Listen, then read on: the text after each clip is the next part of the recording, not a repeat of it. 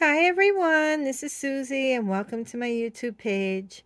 Um, I'm coming back with a little something different. I have, um, this used to be like my favorite craft, lacy, shabby chic, foo-foo, all that furry type of feathers and really lots of lace and flowers. And I kind of steered away to a lot of things, which was my paper flower making and ornaments and other keepsakes and bridal and baby shower things on my you can see it on my public page of Flower Studio. um, and um, and then today I just felt like doing some things that I used to do and thinking of my mom. And she used to always have to write things down. And so I used to make her every now and then an altered notebook. So with that said, I thought that I would go ahead and try that again. And this one is called Love Notes. And I decided to call this one Love Notes because I attached this really little, tiny little envelope to go with it. This is a die that I have. Um, one of those, I don't even know the name of it, Sizzix die. That's how long I haven't used my Sizzix Big Shot machine until today. Um, and I cut out this really cute little envelope in this beautiful paper from a paper pack that I have for quite some time now. It's kind of old, but it looks brand new, and I thought that the paper was definitely fitting. It's a cream color background, like an eggshell color, with like this bronze embossing figures in the background. So it's a really pretty envelope, and you can open it and tuck a little note in there of whatever you like. Um, and tie that with some lace that I have, lace trim. I have this trim for a really long time, and every so often when I need it, I break it out and use it. It's a very, very pale pink. Um, so just move that to the side. I have that tied off with a tiny little mulberry paper rose. And what you see here is my altered notebook. I do adore making these. It's an easy, fast craft, and how I made my craft easier and faster for myself. Not that this took me 2 minutes to make because I get very meticulous in my craft, but I decided to use um, a really small notebook. As you can see, this notebook is just from the pointer finger to just about my thumb there. And it's one of those really small notebooks that you can buy in any supply store. I happened to pick this up in the pharmacy yesterday. I ran in to go get shampoo, and I saw the notebook, and I was like, "Ooh, I'm gonna grab that." And I decided to alter it. Really pretty. I have these slabs of fabric, like pieces that are like a heavy duty linen of some kind that you would put like on a dining room chair and line the chair cushion with. And I went with this color because I was really leaning towards that, not only shabby chic, but I always loved the Marie Antoinette feel of things, that look from that era. Again, feathery, shabby lace type of, love it. And I went with that because I was going to go in that color scheme just as soon as I added this little piece of pink trim on the top and bottom. I then decided that now I can't take the fabric off, so what should I do? So I put a piece of really pretty lace there, wrapped around the book, and decided to change it up, going with a full blast cream color on top of it to lighten it up, and mostly decorated the front with exception to that piece you see in the back. And over here I just added some really pretty trims from my stash that I had. They're very long appliques, so you have the long applique hanging on the top, and on the bottom it's longer, the top's a little shorter, sticking out. A beautiful feather that I use inside my memory ornaments. Really super pretty, very pretty. It's one of those ostrich feathers. I buy them, they come I think 5 in a pack. Um, And then on top here, I also laid down a very pretty applique as well that has beading of pearls and like a see-through organza that's stitched on top of that, and some sequins. Really, really pretty. I put that down. Let me see if I have an extra one here, just so that I can show you how it looks not on there. I don't know if I have it. I don't have it on hand, I'm sorry.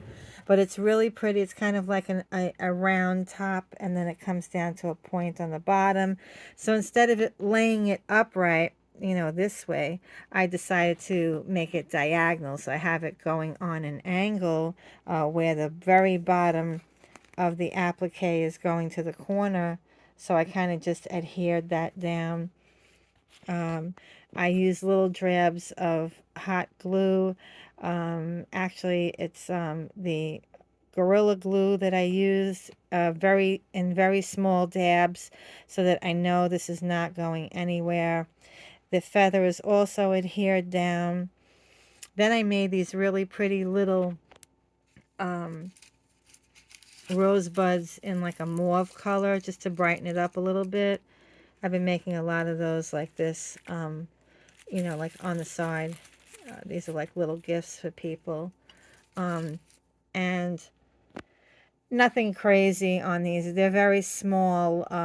You can see how small they are. And I just have like on the wire, I have the paper floral tape that's on there going all the way down. They do have it hanging off the notebook for a reason. I really wanted it to look more like the olden days, like, okay, I have this flower and I'm just going to tie it to the front of my book and let it dry out there, even though it's not a dried flower, it's a silk flower.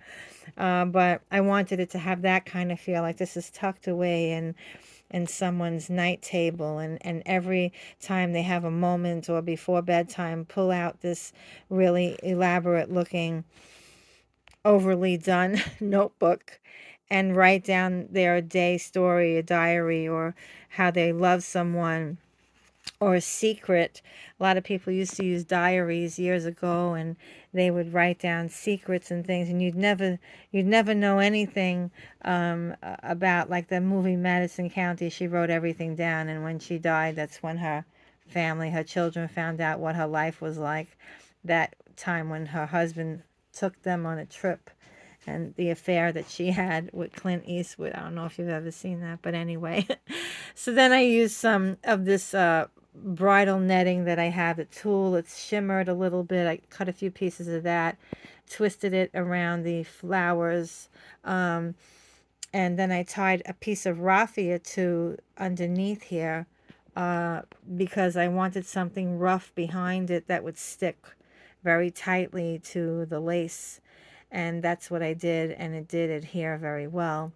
Crinkling up some cameo beige seam binding and made a little tiny bow around it.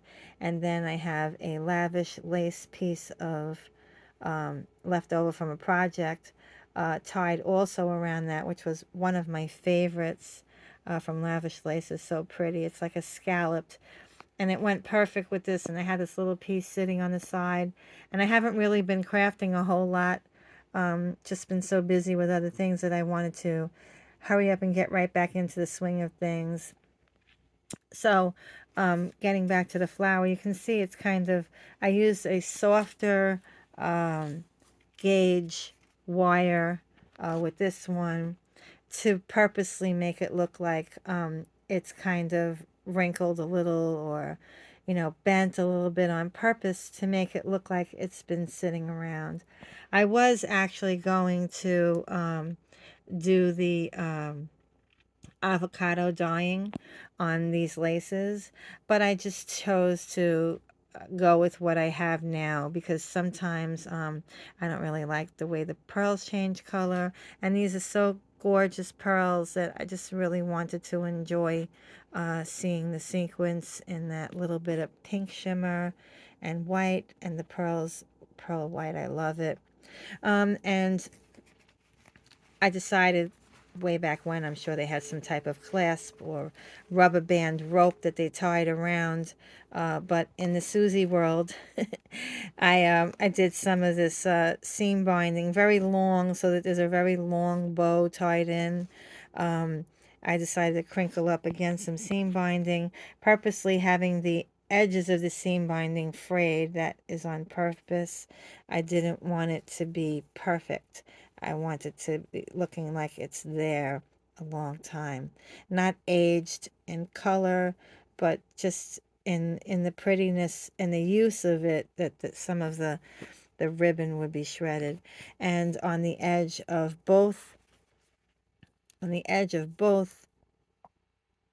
I wound up attaching a little tiny rosebud, and it looks beautiful. So I just wanted to share this with you. I really hope you enjoyed seeing this. This notebook opens up. I'm working on one hand. It opens up. You can see that I folded over the fabric onto the inside. It's not perfect, but no one will see it. And it's just ever so pretty. I love it. I think I'm going to try and make a really big one like this. Maybe total opposite, maybe like just all paper. So we'll see how that goes. I have to be like in the mood to do it.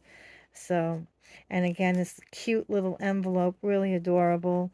You can probably get some kind of a template off the internet on a tiny one, or just draw one or sketch one and shrink it down, and you'll have a tiny little one. It's really adorable.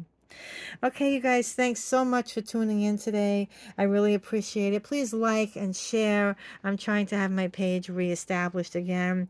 I had like 9,800 and something followers for quite some time, rather subscribers. And then my page went kind of, unpopular again. And now I've hit 10,000 subscribers. So like and share. I really appreciate it. It gives me a feeling. I love the comments. I love it. Please say something. Send me a message. Love the messages. I love keeping in touch with you all. And a lot of friends that I know for many, many years. Every bit of it. I've got to be on YouTube for at least 15 years now. And I've established little tiny friendships with some of the most beautiful people in the world. So thank you for that. And thank you for watching. I really appreciate it. Have a wonderful day. Be well and stay safe.